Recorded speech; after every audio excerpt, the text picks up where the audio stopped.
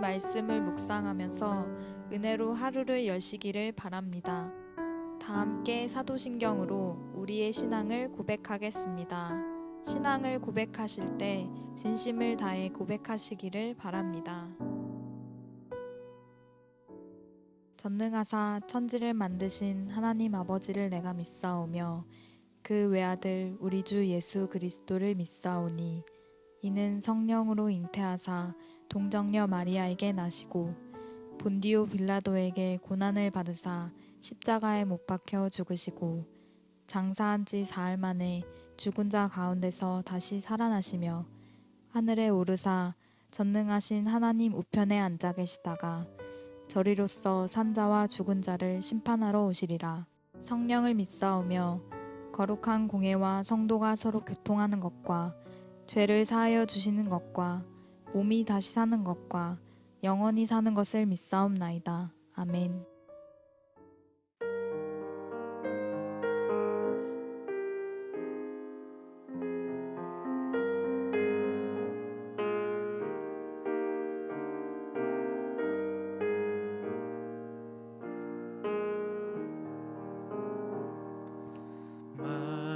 만유의 주제 존귀하신 예수 사람이 되신 하나님 나 사모하여 영원히 섬길 내 영광 되신 주로다.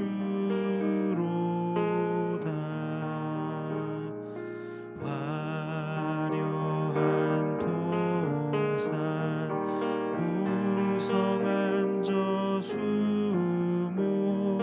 다 아름답고 묘하나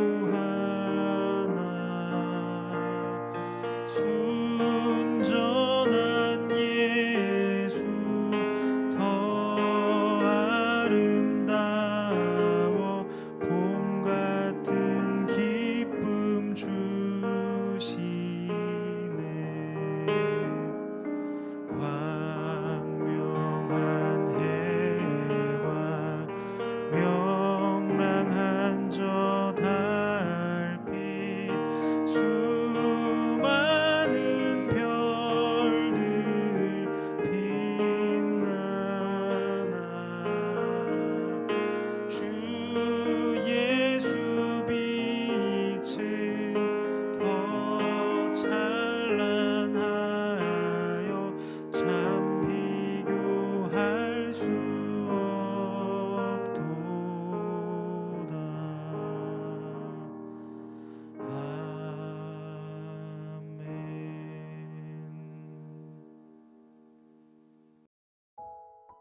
오늘 우리가 함께 나눌 말씀은 사도행전 11장 11절부터 18절입니다. 마침 세 사람이 내가 유숙한 집 앞에 서 있으니 가이사랴에서 내게로 보낸 사람이라.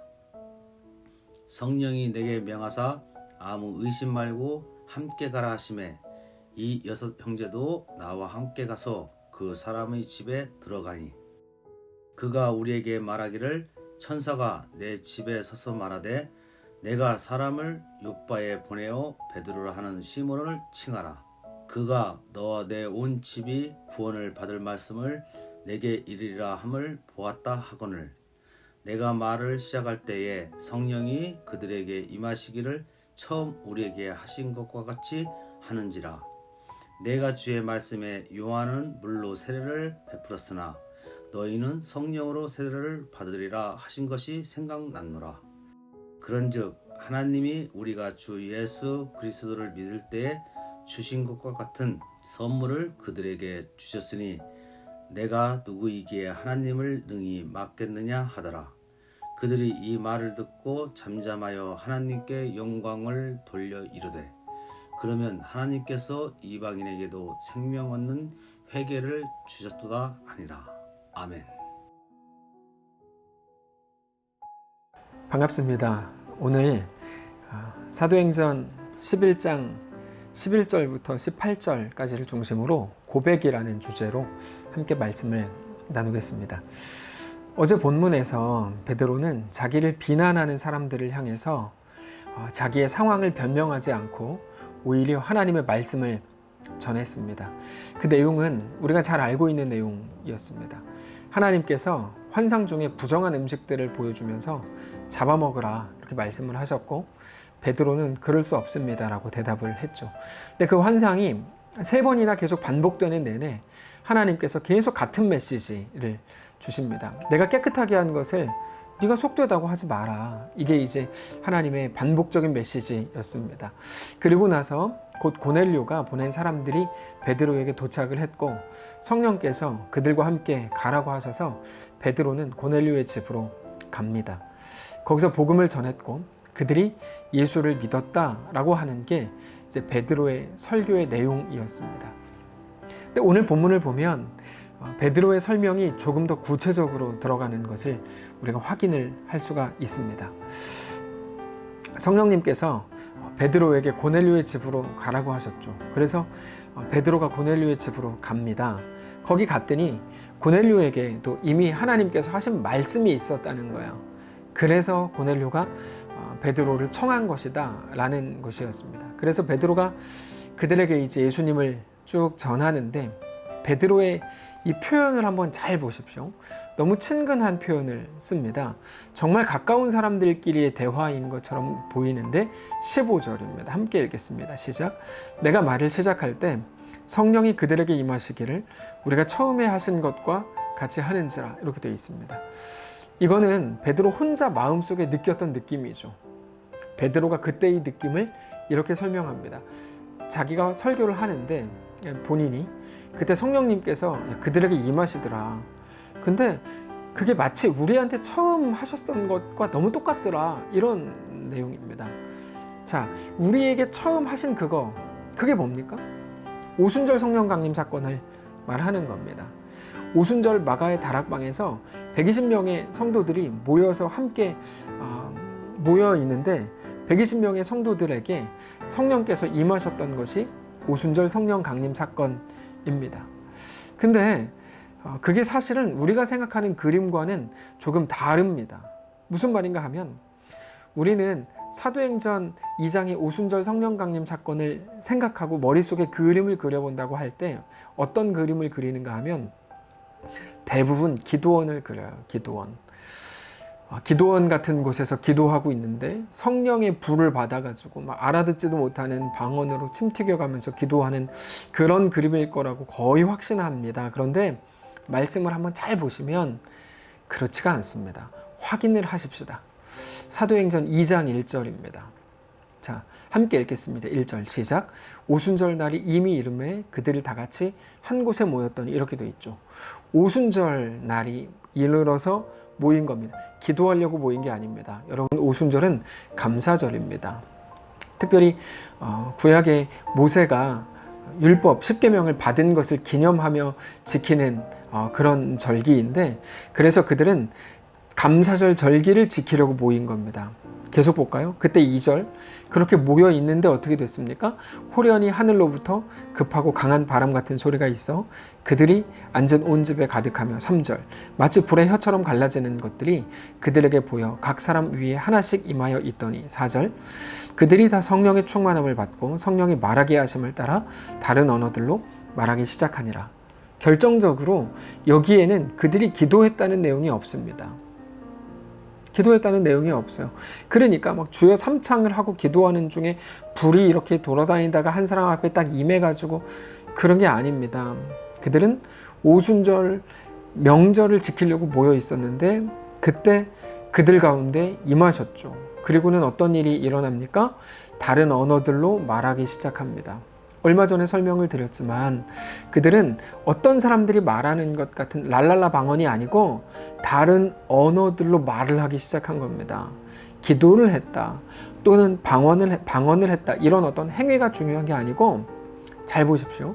그들이 다른 언어들로 말하기 시작했다면 두 가지 궁금한 거죠. 어떤 언어로 말했을까? 또 하나는 무슨 말을 전했을까? 이 두 가지입니다. 어떤 언어로 전했을까요? 그거는 사도행전 2장에 다 나와 있는데요. 최소 12개 나라 이상의 언어들로 말했습니다. 자, 그 언어들로 무슨 말을 했을까? 그것도 분명합니다. 그들은 분명히 예수님을 말했습니다.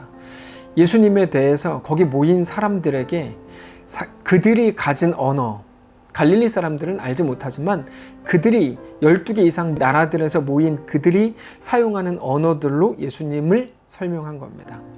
예수는 그리스도다. 하나님의 아들이다. 그가 우리 죄를 담당하기 위해서 이 땅에 오셔가지고 십자가에 죽으셨다. 다시 살아나셨다. 이렇게 말했습니다. 어떻게 알 수 있을까요? 오늘 본문에 베드로의 말을 통해서 우리는 확인할 수가 있습니다. 베드로가 고넬료에게 복음을 전할 때 그때 마가다락방에서 임하셨던 것과 같은 느낌으로 성령께서 임하셨다고 되어 있는데 베드로는 그때 고넬료에게 예수님 이야기를 말했습니다. 그리고 성령께서 베드로에게 임하셨습니다. 베드로는 그렇게 고넬료에게 세례를 베풀었습니다.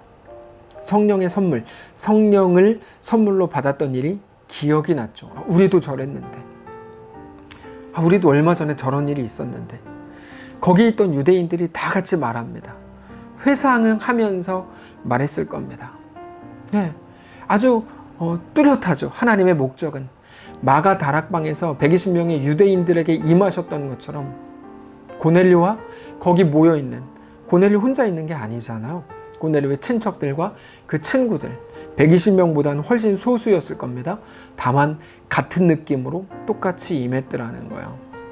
얼마 전에 그들 베드로와 마가다락방에 모였던 사람들에게 임하셨던 성령께서 그것과 똑같이 너희가 그리스도인인 것처럼, 우리 유대인들이 그리스도인 될 수 있었던 것처럼 하나님께서 그들에게도 똑같이 역사하시더라.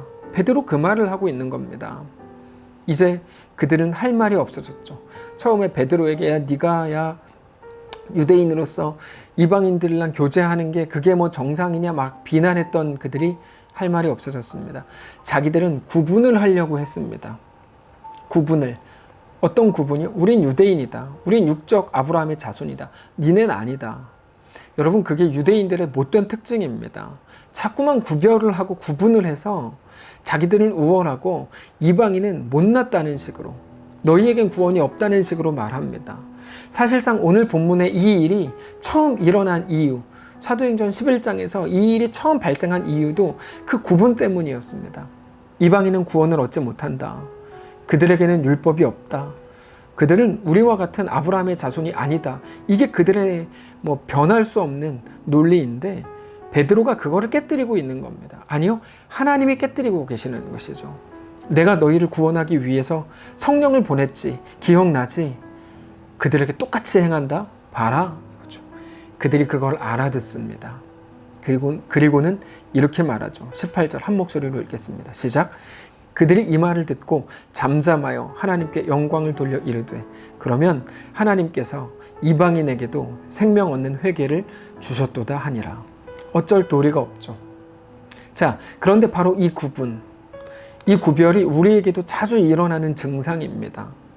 우리도 구별을 해서 자기 자신을 확인하려고 합니다. 나는 모태신앙이다. 나는 기독교인이다. 나는 교회를 다닌다. 나는 직분이 뭐다. 나는 4대째 기독교 집안이다. 여러분, 그런데 그것으로 구분이 안 됩니다.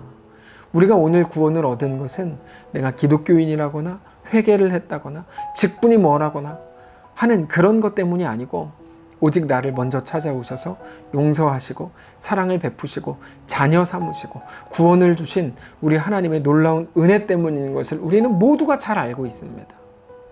그리고 나에게도 하나님의 은혜가 임했다면 하나님의 은혜가 임하지 못할 사람이 누구이겠습니까? 우리는 그 사실을 잘 알아야 합니다. 그럼에도 여전히 나의 어떠함을 들어서 그것으로 구별하려고 한다면 우리는 고넬료가 구원을 받았다고 하는 하나님의 놀라운 역사 이야기를 듣고도 베드로를 비난했던 유대인의 그 자리에 있게 되는 것입니다. 사랑하는 성도 여러분, 우리에게 필요한 것은 구별이 아닙니다.